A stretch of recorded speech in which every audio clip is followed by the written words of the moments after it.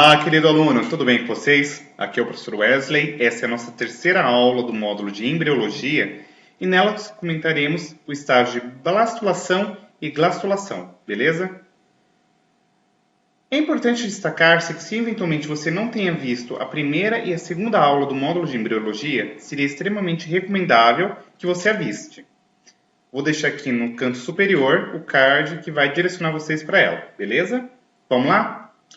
Aos que eventualmente tenham visto as duas aulas que antecedem a essa, nós já havíamos comentado aqui dos processos de segmentação, ou também denominado como clivagem, que era aquele estágio no qual o zigoto passava por sucessivas divisões mitóticas, chegando no estágio ao qual nós denominávamos como mórula.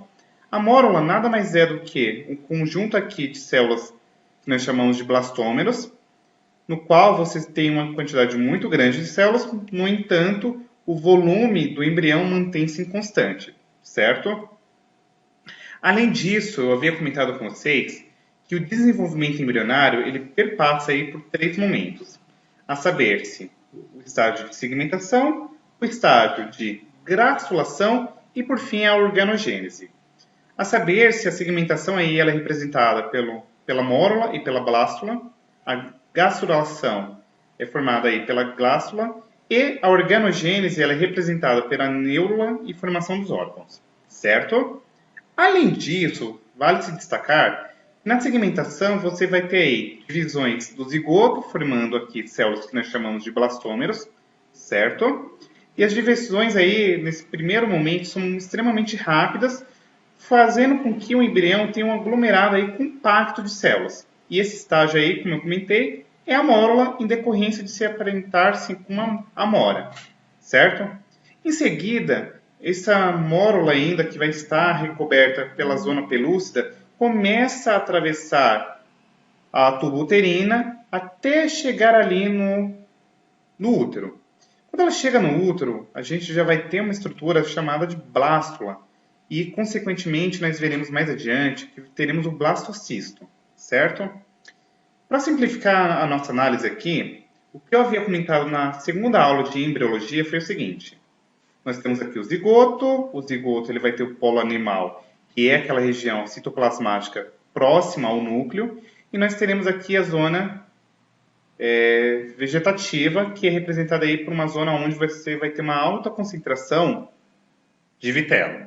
Para quem não se recorda, o vitelo nada mais é do que uma reserva energética e nutricional para o embrião nos seus primeiros momentos, certo? E ainda vale-se saber, pessoal, que o zigoto ele pode ser de vários tipos, a depender da quantidade de vitelo que ele possui. Então aqui, ó, o zigoto passa por várias divisões celulares, formando células aqui que nós chamaremos de blastômeros. Os blastômeros vão continuando a se dividir, ou se preferirem, passarem por estágio de clivagem, dando origem aqui à mórula. A mórula ela vai agora fazer um processo no qual os blastômeros eles vão se subdividindo em micrômeros e macrômeros. Os macrômeros eles vão sofrer um processo de invaginação e vai formar aqui pela própria célula uma estrutura chamada de blastocele, que é uma cavidade interna recoberta por líquido. Então, daquela maçaroca de células agora, a gente vai ter uma célula oca, recoberta por líquido. E aí, na aula de hoje, a gente vai ver aqui da blástula até a glastulação, que é um momento assim crucial no processo de morfogênese, que a gente vai entender o que é. Certo? Então, dando uma olhadinha aqui, ó, a clivagem é aquelas divisões mitóticas. Então, você vai ter na divisão mitótica aqui, ó, você tem a zona pelúcida, você vai ter 2 blastômeros, 4, 8, até chegar no estágio de mórula.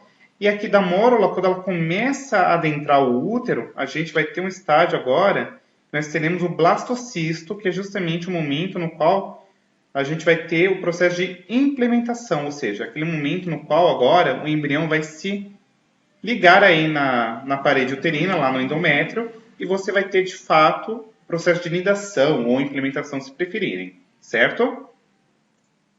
Então aqui, uma outra visão aí do processo. Você tem a fertilização, a cariogamia, que é a união aí dos núcleos, primeira clivagem, 4 blastômeros, 8 compactação, e aí você tem um blastocisto. Aqui no blastocisto, a gente já percebe que tem uma cavidade aqui interna recoberta por líquido, certo? Então, se você observar, a cavidade blastocística aqui, ela é formada por uma cavitação. E aí a gente vai dar uma olhadinha, além disso, o que é o blastocisto.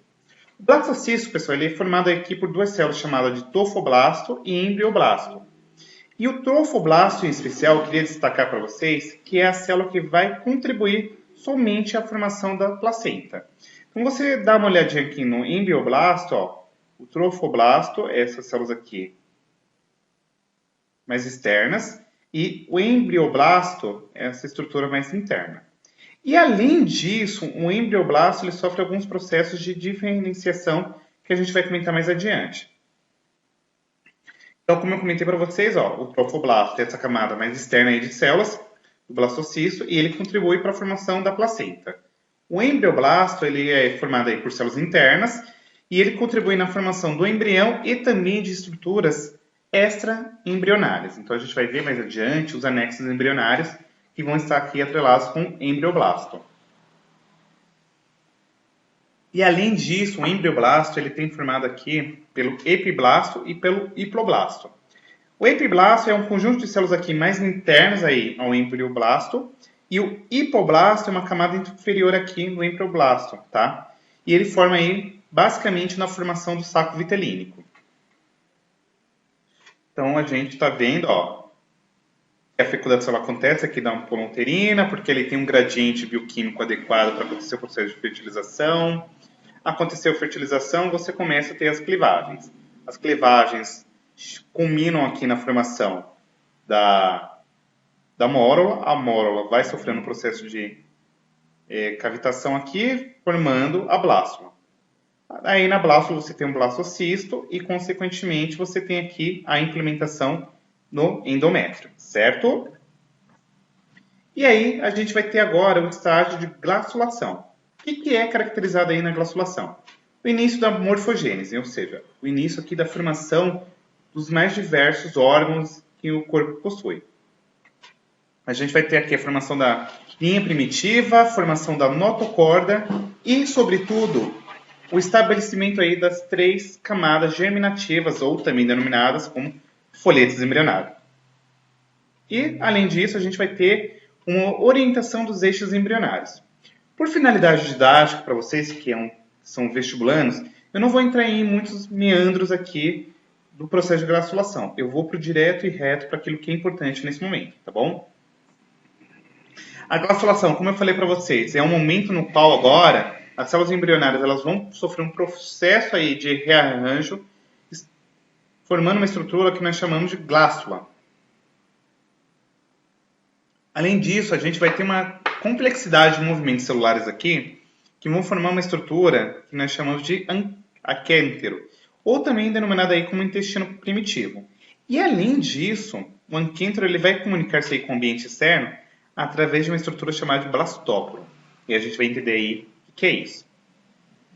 Então, o que acontece aqui? Ó? Você tem a blastocele, certo? É aquela cavidade recoberta por, como se fala, por líquido que é produzido pelas próprias células aqui. E se você observar nesse segundo momento, a gente já está tendo um processo de glastulação. Ó. Então, está tendo um processo de invaginação aqui e você forma a glástula e tem esse orifício aqui que nós chamamos de blastóporo. E a gente vai entender aí o que é isso. O que acontece? Ó? Você vai ter vários movimentos aqui durante a glastulação, ó, embolia, involução, epibolia, ingressão, delaminação. É uma complexidade de movimentos celulares aí que vão ajudar a formar a glástula. Além disso, nós temos aqui que o blastóporo, que é essa estrutura que vai comunicar o aquêntero, que é o intestino primitivo, com o meio externo, ele pode ser classificado aí em dois momentos. Ele pode originar indivíduos aqui protostômios, no quais o blastóporo irá formar a boca do feto, ou deuterostômio, no qual o blastóporo forma primeiro o ânus do feto. A forma como acontece aqui nos seres humanos é a deuterostomia, ou seja, o blastóporo primeiro forma o ânus e depois aí no desenvolvimento embrionário forma-se a boca. Isso daqui é importante, pessoal, porque nós podemos utilizar esse aspecto embriológico para fazer classificação taxonômica. Então, para quem não se lembra lá das aulas de zoologia, nós classificávamos os invertebrados, em sua grande maioria, como protostômios, ou seja, vão ter a formação da boca a princípio no desenvolvimento embrionário e posteriormente do ânus. Exceto aí os equinodermos, que, igual aos seres humanos, tem o processo de primeiro do ânus e depois da boca, certo? Então aqui você tem a blastocele, que é essa estrutura aí interna, recoberta por líquido, e a blastocele, depois ela vai diminuindo-se aqui no início. Você tem agora a formação de endoderme, ectoderme e mesoderme aqui na glossulação, a gente vai entender o que é isso. Tem o anquêntero, que é esse intestino primitivo, e o blastóporo aí, que é esse orifício que comunica o anquêntero com o meio externo. Certo? Ó, então você vai tendo a embolia, que vai formar a glástula. Então, a glatulação é aquele momento aí que eu falei que temos a diferenciação dos folhetos germinativos, a formação do anquêntero, que é o intestino primitivo, e o blastóporo. Então, tem aqui a definição, mais do mesmo, para ajudá-los. E, como eu havia comentado, o blastóporo ele pode dar origem à boca ou ao ânus. E aí temos os protostômios e os deuterostômios. A saber se os protostômios são os plateumintos, nemantoides, molúsculos, anelídeos e os artrópodes. Então temos aqui basicamente invertebrados. E os deuterostômios são representados aí pelos equinodermos e pelos cordados, certo?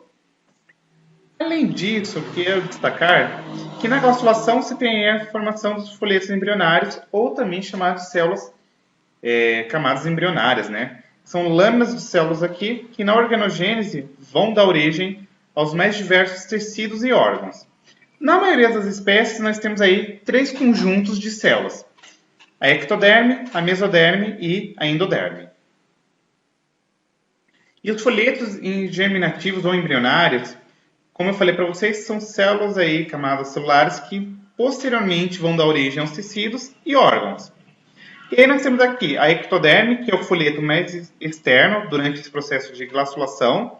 E ele vai dar origem à epiderme e aos seus anexos. Então, unha, glândula sebácea, sudorípara e etc. Além disso, ele dá origem ao sistema nervoso.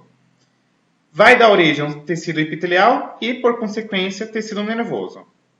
A mesoderme, que é um folheto que se localiza entre a endoderme e a ectoderme, vai dar origem a derme, sistema muscular, esquelético, cardiovascular e urogenital. E além disso, os tecidos que são formados a partir da mesoderme são os tecidos conjuntivos, epitelial e muscular. E a endoderme, que é um tecido mais interno, ele vai dar origem aqui ao revestimento interno do sistema digestório e seus anexos, por exemplo, as glândulas salivares, fígados e pâncreas, ao sistema respiratório e, por fim, o revestimento interno da bexiga. E também dá origem ao tecido epitelial. Então, eu quero destacar que o tecido epitelial ele pode surgir dos 3 folhetos embrionários. Beleza? Então, fica aqui a dica. E como eu falei para vocês, os folhetos germinativos aí, eles vão dar classificações para os animais. Nós podemos agrupar aqui os animais como diblásticos, ou seja, apresentam 2 folhetos embrionários, ou seja, a ectoderme e a endoderme, representado aqui pelos silenterados, ou também, desculpa pelo barulho da moto, pelos quinidários, ou também os triblásticos, que possuem aí os 3 folhetos embrionários.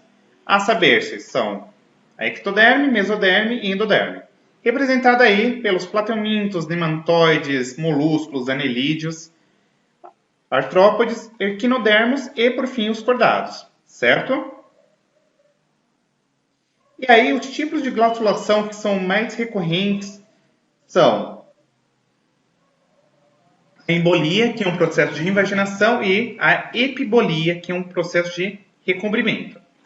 A embolia, como eu falei para vocês, é um processo de invaginação no qual você tem um aprofundamento das células da blástula para o interior da blastocele, formando aí uma estrutura chamada de blastóporo, que, como eu comentei anteriormente, pode formar ou a boca ou o ânus. A cavidade interna que a gente começa a formar aí é o anquêntero, que também é nada mais, nada menos denominado como intestino primitivo. Então, como que funciona aqui? Ó? Você tem essas células aqui menores dos dos blastóporos, que é os micrômeros, e as células maiores aqui dos macrômeros. Você começa aqui no estágio de blástula a sofrer um processo de invaginação por embolia. Ó. Então, você tem a glastulação por embolia, então você vai simplesmente meio que murchar. Pensa que é uma bola e você começa a murchar essa bola. E aí você vai empurrando essa bola para dentro, certo? E aí, ao término desse processo aqui de embolia, de invaginação, você tem a formação do blastóporo e do anquêntero. Beleza? E além disso, vale se destacar que aqui você ainda forma uma estrutura chamada de mesendoderma, que nada mais é do que uma cavidade, uma camada interna aqui, que vai revestir o anquêntero e posteriormente vai dar origem tanto ao mesoderme quanto ao endoderme, tá bom? O segundo tipo de movimento celular aí para formar a glástula é a epibolia, ou também denominada como movimento de recobrimento. Ele é caracterizado aqui por uma divisão rápida dos micrômeros que acabam recobrindo os macrômeros. Vamos pegar a figurinha aqui e entender. Ó. Você tem a blastocele lá no estágio de blástula, certo?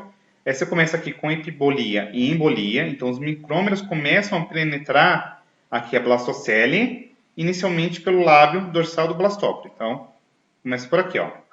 E aí você recobre os macrômeros, até que você forme aqui, de fato, a glástula, certo?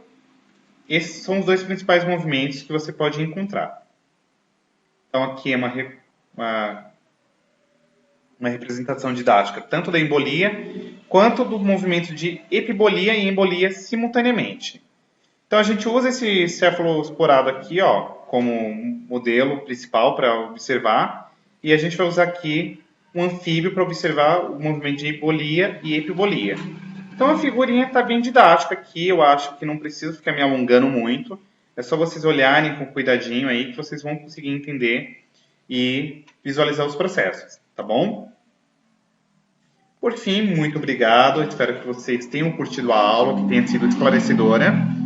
E, por gentileza, se vocês puderem me seguir aqui nas redes sociais, se eventualmente tiver algum comentário, alguma sugestão, pode me encaminhar um e-mail, tá? Se você puder curtir, compartilhar e comentar o vídeo, também vai fortalecer o projeto.